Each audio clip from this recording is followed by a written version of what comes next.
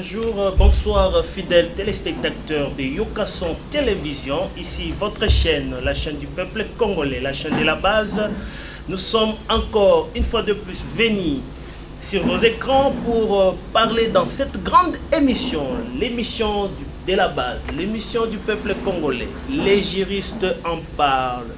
Nous avons un juriste sur ce plateau sur des questions juridiques, sur les questions qui troublent l'opinion publique et des questions qui sont dans les lèvres des Congolais. C'est pourquoi nous sommes là dans cette émission avec votre serviteur Jean-Blaise Chitengue. Nous allons débattre.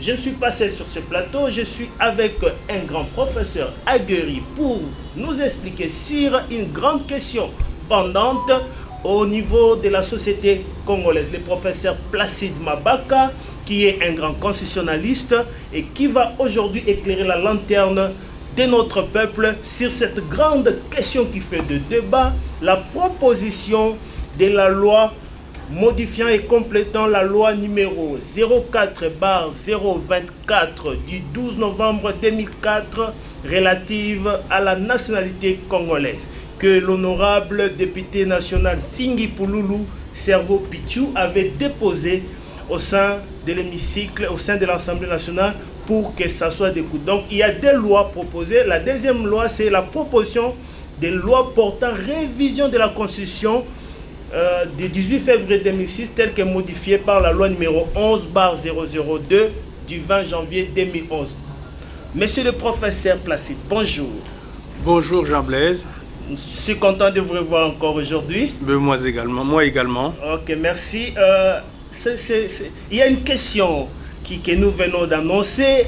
Que pensez-vous de ces propositions de loi de l'honorable Nsingi Pouloulou sur la nationalité congolaise? Alors, que penser de cette proposition? En soi, c'est une proposition qui mérite d'être débattue parce que c'est une initiative quand même d'un représentant du peuple. Donc, on est en démocratie. On a le devoir de débattre, disons, de prendre une initiative, d'en débattre. Quant au résultat, là, donc c'est la représentation nationale qui en décidera. En soi, je ne vois aucun inconvénient à ce que l'on discute de cette question ou même de toute autre question, quand bien même cela puisse déranger certains. Avant de dire ce que j'en pense, il est nécessaire, me semble-t-il, de voir un peu les raisons qui ont motivé ou qui justifient comment ces députés, sur la base de son initiateur principal qui est M. Noël Tchiani, de savoir ce qui a justifié une telle proposition. Ouais.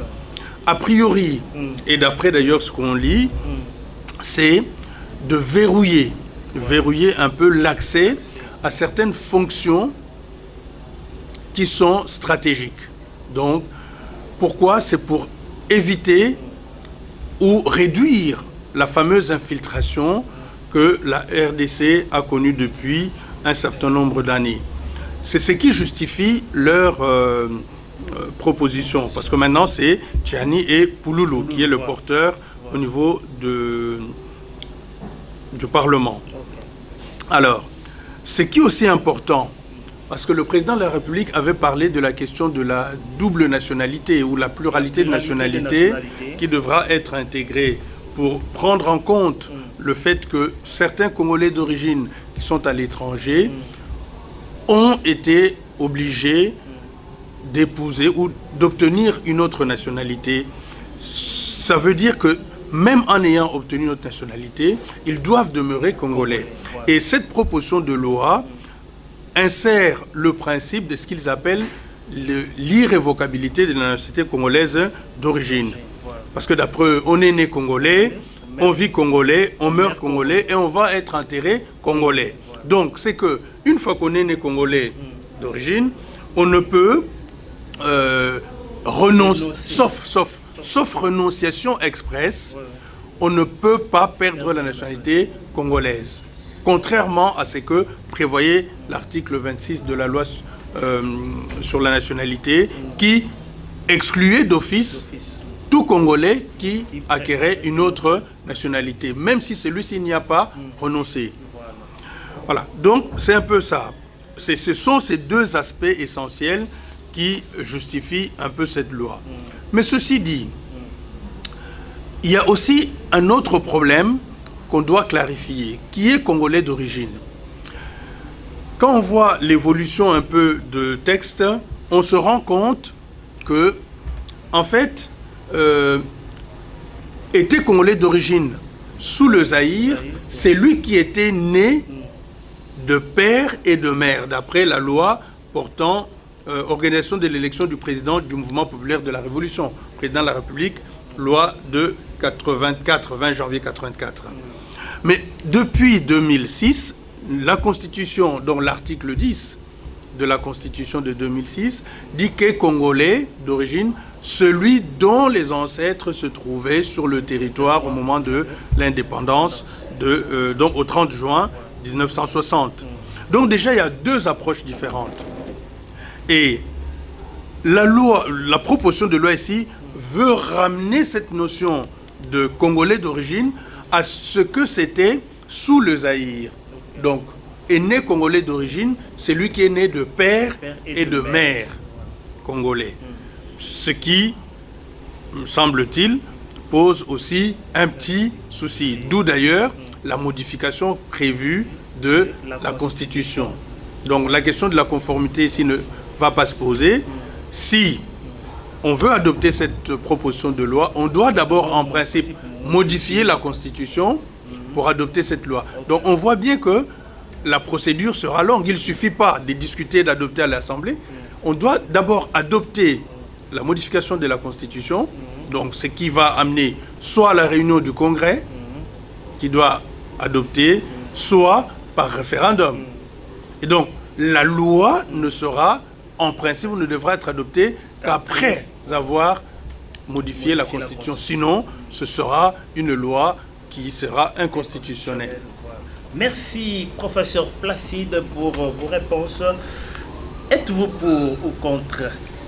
Étant donné que la notion de nationalité aujourd'hui fait débat, tout le monde commence à dire, moi mon père s'appelle tel, ma mère s'appelle tel.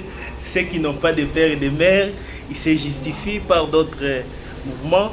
Et la question de pour et contre, ça c'est base, monsieur le professeur. Bon, déjà, le débat est faussé à mon sens, parce qu'ici il ne s'agit pas de débattre sur la question de la nationalité, sauf bien sûr en partie quand même sur la question de Congolais d'origine, parce que au niveau du Congo, il y a pour la nationalité, il y a des Congolais d'origine et des Congolais par acquisition. Voilà. Donc nous sommes quasiment, je pense, le seul pays au monde qui distingue des régimes juridiques en ce qui concerne l'acquisition de la nationalité. Ceux qui l'ont acquis parce qu'ils sont nés de père et de mère congolais qui sont congolais d'origine, et disons, pas de père ou de mère, ça c'est par rapport à cette proposition.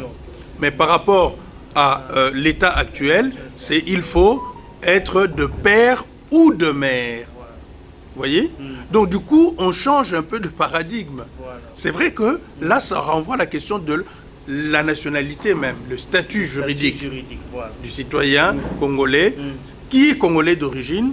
Ça réduit en quelque sorte le cadre de l'accessibilité à la nationalité congolaise d'origine. C'est vrai, là on peut parler du débat sur la nationalité. En revanche, en ce qui concerne le verrouillage est lié plus à l'accès à une fonction, n'est-ce pas? Et pour accéder à toute fonction, contrairement à ce que certains disent, il y a toujours des critères bien définis.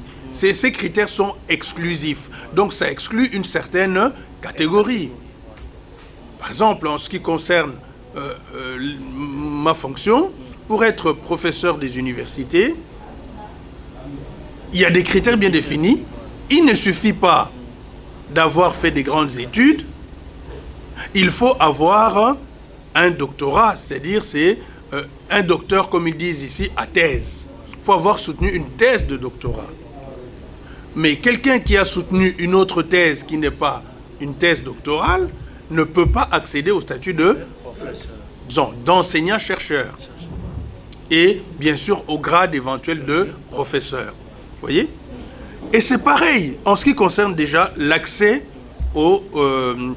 à la fonction président de la République. D'ailleurs, c'est parmi des innovations que cette loi, je ne sais pas si vous pouvez un peu citer de manière peut-être ramassée les innovations que cette loi Tchani apporte à la République démocratique du Congo. Les avantages aussi, même les désavantages. Non, avant d'aller justement sur ces apports, j'ai un peu évoqué, mais déjà on doit préciser que le débat sur ce que certains ont appelé la congolité, c'est pas le sens ou la raison d'être de cette proposition de loi, me semble-t-il. Je l'ai ici, je l'ai lu, je ne pense pas qu'il s'agit de la question d'accepter ou d'exclure X ou Y de la nationalité congolaise, sous réserve, je dis bien, de la restriction du champ d'application ou du champ d'extension de la notion de Congolais d'origine. À part ça, il ne s'agit pas de question de la congolité à l'instar de ce qui s'est passé en Côte d'Ivoire sur l'ivoirité. Nous n'en sommes pas là. Donc le débat est faussé. Et d'ailleurs, le ministre Mouyaya, Patrick Mouyaya, avait bien dit justement, lui, c'est dangereux d'utiliser. Et effectivement, c'est très dangereux. Je m'excuse pour ne pas vous prendre les mots. Il dit, vous jouez avec le fait. Exactement. Lorsque le ministre Patrick Mouyaya de Média dit, lorsque vous parlez de congolité, il faut faire très attention parce que vous êtes en train de jouer avec le fait. C'est dans ce sens-là que je pose la question. Les désavantages ou les avantages qui prend ce sens-là de jouer avec le fait, pour que l'opinion comprenne sur cette question, qu'est-ce qu'il faut faire pour éviter d'atteindre ce fait-là que nous avons, même le président lui-même l'avait évoqué autrefois. Non, mais c'est qu'il faut ce que, personnellement, je préfère discuter des choses quand j'en ai compris la teneur. Aujourd'hui, je ne pouvais pas être là si je n'avais pas cette proposition de loi qui vient de l'Assemblée nationale. Donc c'est le texte que j'ai, c'est le texte qui a été déposé au bureau de l'Assemblée nationale.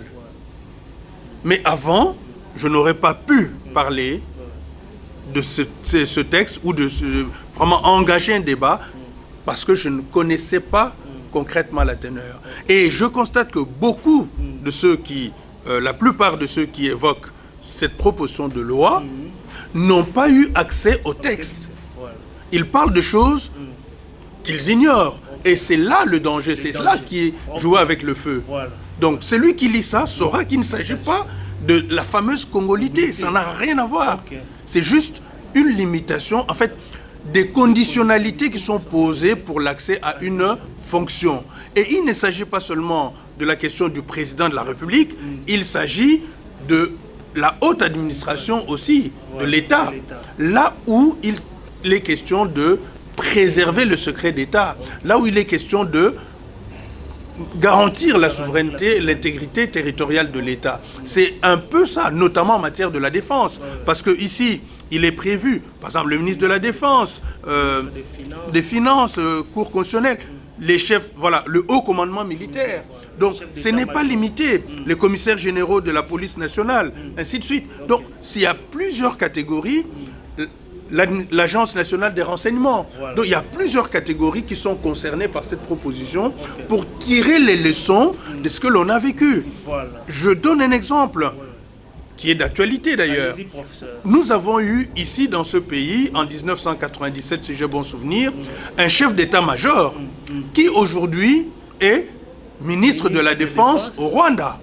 Il a été chef d'état-major au Congo, il est devenu chef d'état-major au Rwanda et aujourd'hui il est ministre de la Défense. Vous voyez, chef d'état-major, tout le secret militaire de ce pays a été ramené au Rwanda. Et comment peut-on admettre qu'on ait des gens pareils à ces fonctions? Du coup, nous n'existons plus. Donc notre pays peut être facilement dépécé, facilement déstabilisé, parce qu'il y a eu des gens, à un moment ou un autre, qui ont eu de hautes fonctions alors qu'ils ne répondaient pas aux critères. C'est ce que l'on appelle l'infiltration. Voilà. Ce n'est pas le seul cas. Il y a beaucoup d'autres cas. En ce sens-là, je peux comprendre le débat sur la question de la restriction du verrouillage pour l'accès à certaines hautes fonctions. Mais ce n'est pas à moi d'en décider. Il y a une représentation nationale qui est là, elle décidera, elle adoptera ou rejettera, mais en soi, ça n'a pas, comment dirais-je, pour objet d'exclure X ou Y pour accéder à telle ou telle fonction. Quand je dis exclure dans le sens politique, parce que, de toute façon, aujourd'hui, ce n'est pas n'importe qui peut être président de la République. Parce que pour être président de la République, il y a des conditions. D'abord, il faut être posséder, on dit bien, la nationalité congolaise d'origine. Il faut être âgé, je crois, de 30 ans, sauf erreur de ma part. En tout cas, l'âge est fixé. Il faut avoir une certaine moralité. Il faut avoir au moins 3 années d'études supérieures. Donc, ce qui veut dire que quelqu'un qui a seulement 2 ans d'études supérieures, qui n'est pas congolais d'origine, ou même s'il est congolais d'origine, ne peut pas accéder, ne peut pas poser sa candidature. Donc, c'est toujours exclusif. Mais ajouter cela, ce ne serait pas, pour moi, je ne vois pas, voilà, d'inconvénient. Le tout, c'est de savoir si c'est pertinent ou pas. Et bien sûr, là, le débat est ouvert. Moi, je pense que, pourquoi pas, ça peut être, c'est défendable, c'est défendable. Maintenant, à la représentation nationale, de décider, ou alors qu'on pose la question au peuple congolais via un référendum, comme certains le préconisent, pour que l'on ne discute plus de cette question d'un point de vue politicien, je dirais. Merci, monsieur le professeur. Nous sommes dans votre émission, Les juristes en parlent, sur Yokason Télévision, la chaîne du peuple, la chaîne de la base. Monsieur le professeur, il y a des agitations sur le plan politique sur cette matière. Et je peux même aller loin pour citer ce que le président de l'Assemblée a dit il y a 2 jours. Il dit: je ne peux pas comprendre que quelqu'un qu'on a accueilli, qu'on a accordé l'hospitalité, qu'on a accepté qu'il soit aussi congolais, et faire des menaces à toute une république parce qu'on veut verrouiller et on veut verrouiller certaines fonctions des responsabilités. Quand l'autorité même de l'Assemblée, le speaker de l'Assemblée nationale, je cite le professeur Mbosso, le président Mbosso, et il dit ça. Donc nous sentons déjà le soutien de l'Assemblée autour de cette loi. Et il y a certaines menaces aussi qui disent: nous allons quitter l'Union sacrée, ce qui est d'autant plus que il y a des choses, on veut exclure les uns et les autres à certaines accessibilités à des fonctions politiques. Que direz-vous, professeur Placide? Bon, quand le président Mbosso dit ceux qu'on a accueillis, moi j'entends par là ceux qui ont acquis la nationalité et qui ne sont pas congolais d'origine. Ceux-là d'office sont déjà exclus. Et donc ils n'ont même pas droit, entre guillemets, excusez-moi, à la parole au niveau de cet aspect-là. Parce qu'ils ne sont pas concernés par cette problématique.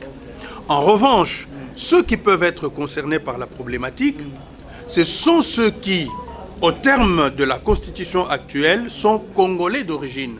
C'est-à-dire ceux qui sont nés de père ou de mère. N'est-ce pas? Ils sont congolais d'origine.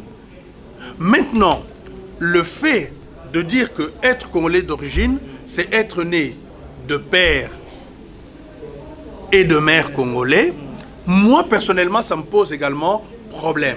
Pourquoi? Parce que tel que c'est rédigé, on peut dire, voilà, par exemple, l'article 72, qui est modifié d'après ce qui est la proposition qu'il formule là, il faut être, voilà, c'est la proposition de loi constitutionnelle, l'article 72, c'est pose la condition d'être congolais, né de père et de mère congolais d'origine pour postuler. Non.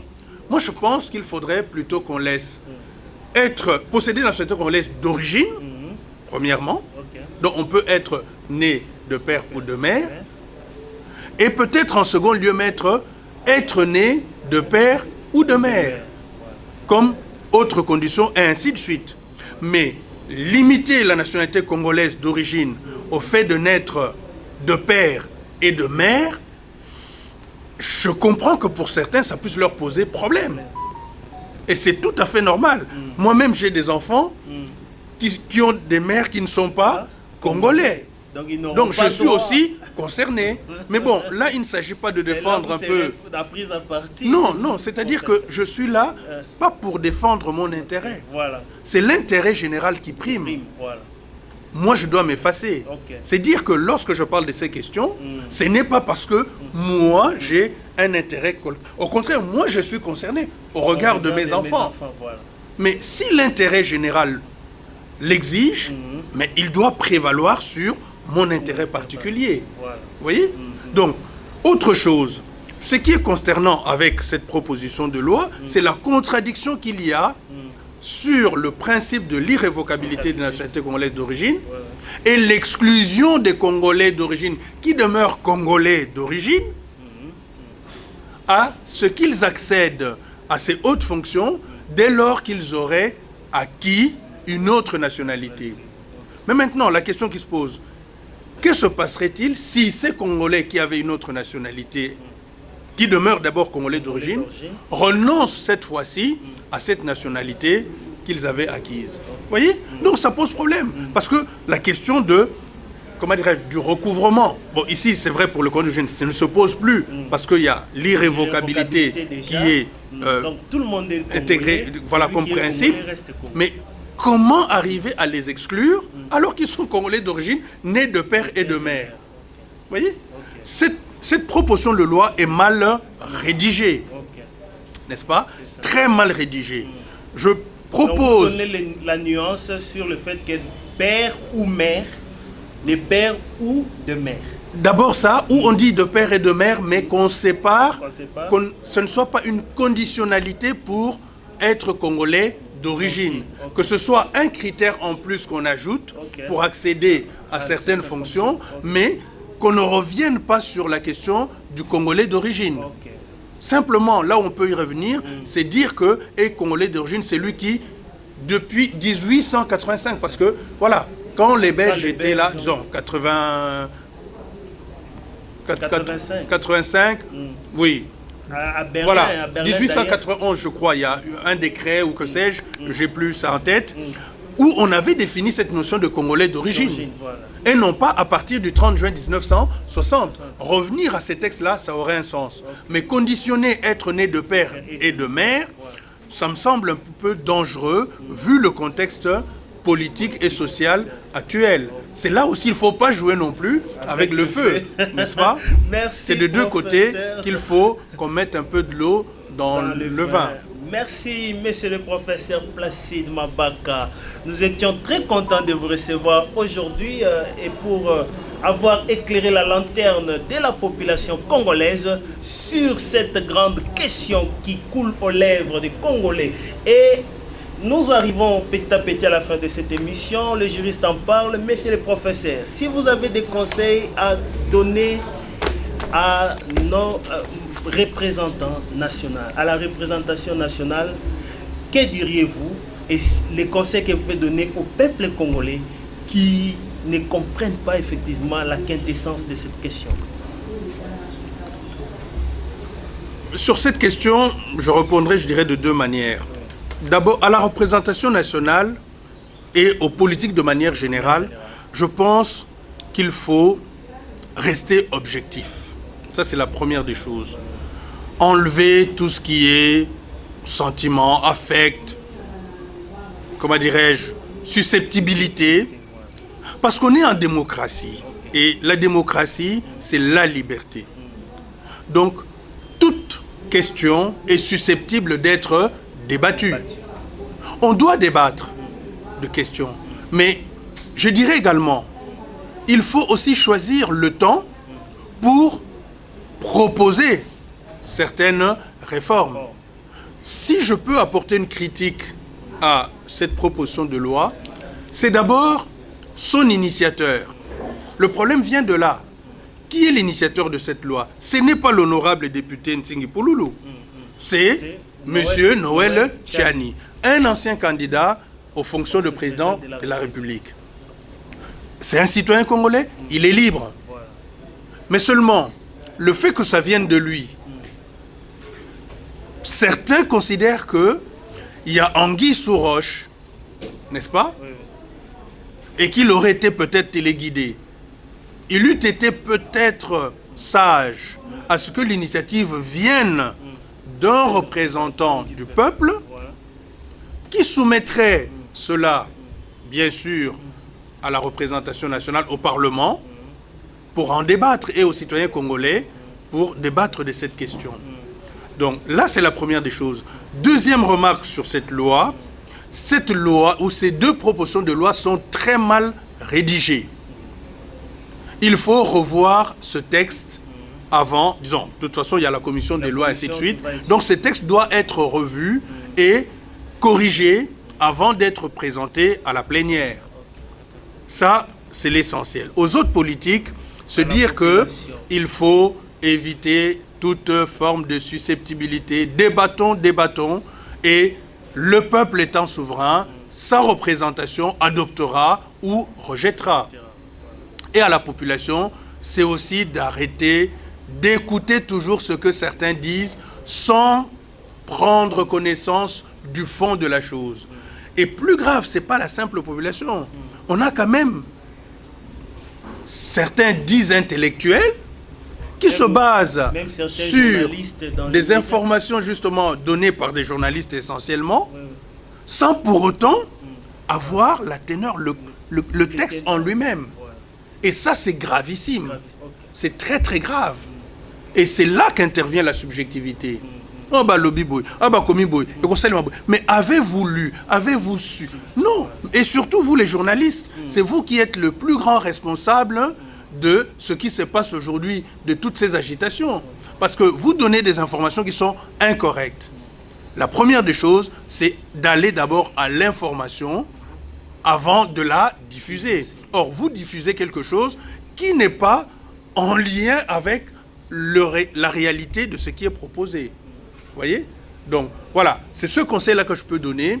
Débattons, voyons si c'est adopté ou pas, parce qu'aujourd'hui, on a une constitution, par exemple, que certains défendent, que moi, je conteste. Vous voyez? Okay. Mais on est en démocratie. C'est la loi de la majorité. Voilà. Je me soumets, mais je ne suis pas d'accord avec cette constitution. Voilà. D'où ma proposition pour une nouvelle constitution, ce qui viendrait régler tous ces problèmes, plutôt que de faire de petits bricolages comme ça. Il faut penser global, aujourd'hui, que de manière séquencée. Vous déjà la question que j'avais. Est-ce qu'on peut seulement réviser pour la nationalité? Or, il faut prendre toutes les questions qui posent des problèmes dans notre constitution pour les réviser une fois pour toutes, afin que cette constitution puisse répondre effectivement à notre population, à la société congolaise. Non, mais moi je suis partisan de ce que... Je suis même contre la révision de la constitution, je suis pour une nouvelle constitution. Donc, on balaye ce qui existe, je ne dis pas on jette tout, mais on va... Et là, ce sera le grand débat, sur 2, 3, 4, 5 ans s'il le faut, pour savoir ce que vraiment nous voulons et répondre à ces questions, par exemple, d'infiltration. Voilà. Comment mettre fin à ces infiltrations. Et au lieu que ce soit une loi, simple loi, pardon, que ce soit dans la Constitution même. Vous voyez? Donc, d'un point de vue valeur juridique, de la hiérarchie des normes, ça sera au-dessus incontestable. Voilà. Donc, une loi peut être toujours modifiée par une autre. Vous voyez? Ce que propose là, le député Ntingi. Mais demain, s'il y a une autre majorité qui est contre, mais on va encore modifier. Voilà. Mais si c'est dans la Constitution, déjà, le mécanisme de révision de la Constitution, de réforme de la Constitution, donc, c'est tellement lourd qu'on ne va pas se permettre à tout moment de toucher, ainsi de suite, selon qu'on ait de telle ou telle autre tendance. Vous voyez? Donc, c'est là également qu'il faut penser, comme je dis, global, que penser juste intérêt mineur à un moment donné, circonstanciel, ce qui nous amène justement à ce que j'ai appelé du bricolage législatif. Merci, monsieur le professeur Placide Mabaka. Nous sommes arrivés à la fin de notre émission. Chers députés, la représentation du peuple, pensée globale. C'est-à-dire, il y a beaucoup de questions qui posent des problèmes à notre société congolaise. Et nous étions vraiment assurés par une grande technique. Monsieur Rodim Poi, je vois derrière la caméra, monsieur Paulin et monsieur Gédéon qui nous ont assuré la caméra avec la technique. Je vois Gédéon et tous les autres. Je vous dis merci d'avoir suivi cette émission. Je crois à une autre émission, vous ne serez pas. Nous avons eu beaucoup de temps, monsieur le professeur, nous ne sommes plus vus. Je crois que vous voyagez, d'ici là vous allez retourner. Nous aurons encore d'autres questions à débattre si le temps nous le permet.